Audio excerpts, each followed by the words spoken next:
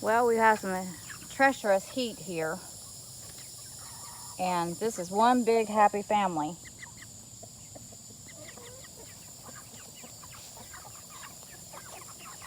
These are the Cornish broilers. They're 7 weeks old, and the reason they're doing that is because I just took their food away, and they're used to having their food sitting right down there, but the way I get them in, which I need to close the chicken tractor up so I can move it where they've been laying at, where they won't be laying in poop tonight. But the way I get them in is, see, their food is sitting way over there in a green bucket. And so I take them, put their food in there, and it draws them all in there.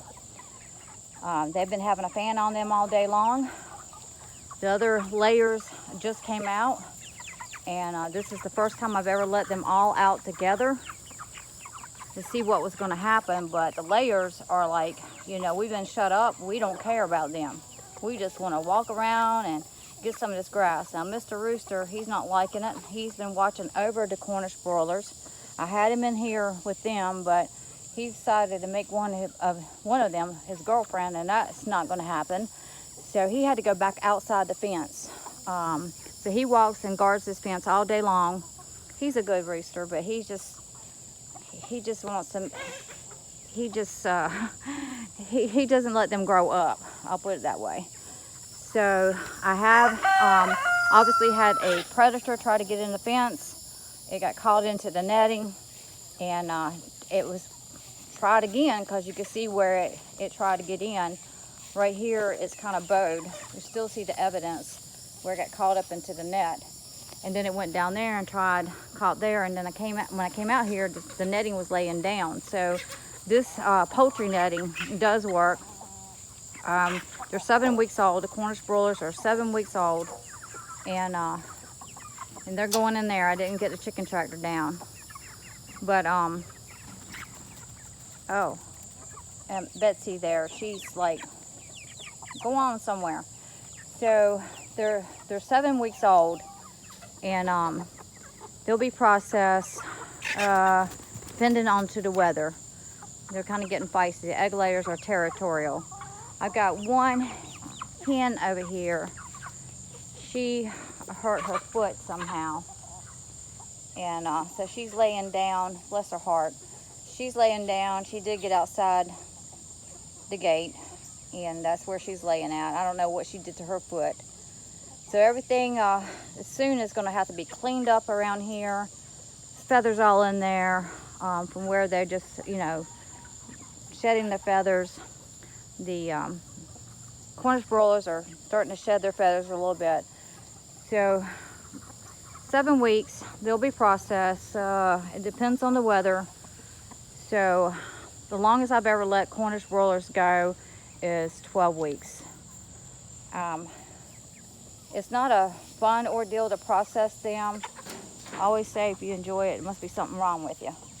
But I do enjoy the meat.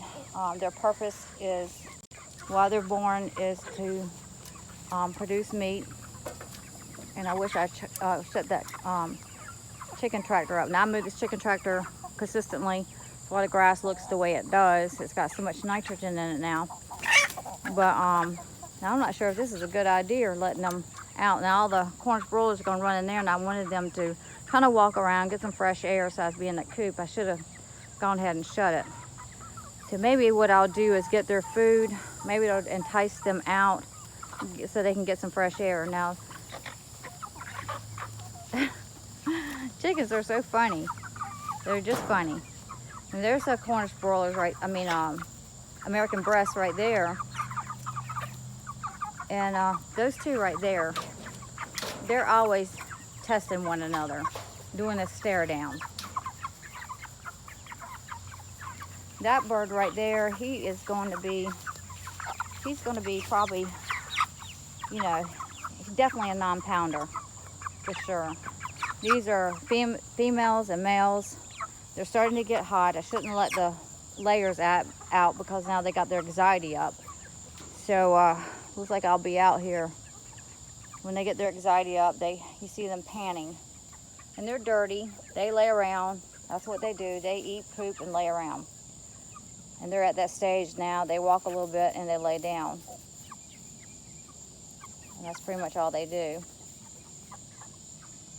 Well, guys, thank you so much. Just want to show you the Cornish broilers. We're still going on with this. I just put their fan up because I hadn't planned on letting out the layers, but the layers have been shut up, and usually by the end of the day, right before bedtime for them, I opened up the gate, and it wasn't very long. They'll go back in, but I let them out just a little bit more earlier this afternoon, so they can get possibly some more grass and to see how they're going to interact with the Cornish broilers. Thanks guys for watching. Stay tuned with me to see how it goes with this heat. We've got more treacherous heat coming in. It's so hot, you can walk outside and be outside or I've been out early this morning before daylight, but the heat is just extreme. You walk outside, or I've pretty much been outside, but you can walk outside and you can be outside for 3 minutes and you're just sweating. It's so crazy. So trying to keep these birds cool. And that one right there, she's my layer, and she's a feisty little thing. No, that's a rooster. Well, he's a feisty little thing. So I got too many roosters here. So when the Cornish broilers are processed, so will some of these other roosters, because it just doesn't work out to have too many roosters. 2 is enough with the flock I've got. Actually, I only need 1, but